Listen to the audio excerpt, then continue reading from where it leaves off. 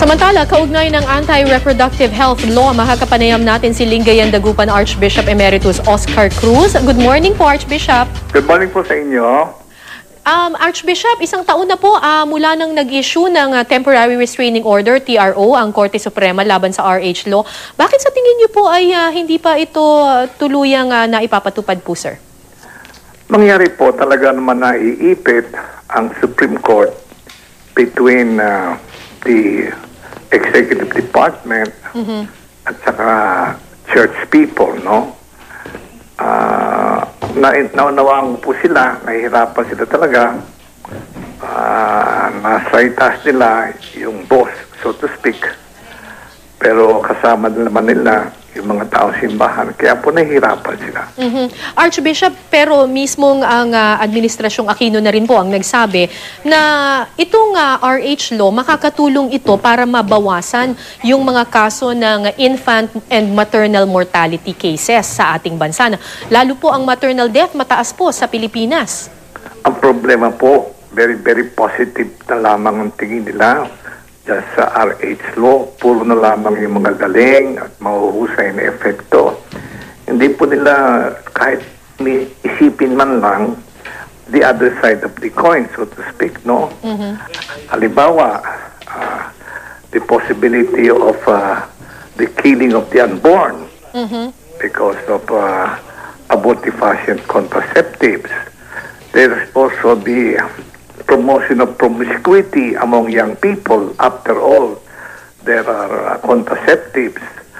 Yun nga, namimigay ng kondom, nag-advertise sa TV, etc., etc. So, para po bang yung katawan ng tao puro sarap na lamang, no? At hinihiwalay po yung hirap. Archbishop, nakaisang taon na rin po ang bagong Santo Papa na si Pope Francis. Meron po bang abiso sa mga arsobispo or mga iba pang opisyal ng simbahan itong si Pope Francis kung ano ang dapat na reaksyon dito po sa RH law at sa mga ganito pong mga pulisiya sa iba't ibang bansa, sir? Meron po siyang sinabi na ako naman gustong-gusto ko rin pagkat totoo rin naman at bilib po ko sa Santo Papa na yan. Sabi po niya, huwag naman kayong puro na lamang obsessed na lamang sa isang subject matter, no?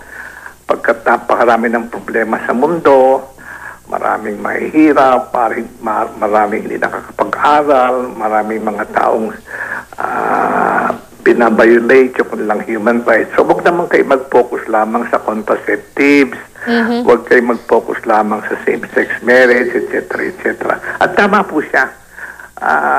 Baka kung masyado ang atensyon sa isang paksa lamang, ay makalimutan na yung napakaraming pang paksa na kailangan pagkukulan ng pansin. So, ibig sabihin po ba nito, Archbishop, ay medyo maghihinay-hinay ang simbahang Katoliko pagdating sa paglaban nila, pagtuto nila dito sa RH Bill dahil dito sa abiso po ni Pope Francis? Hindi po. Ibig lang sabihin, okay, asikasuhin yan, pero hindi ibig sabihin kakalimutan ng lahat, no?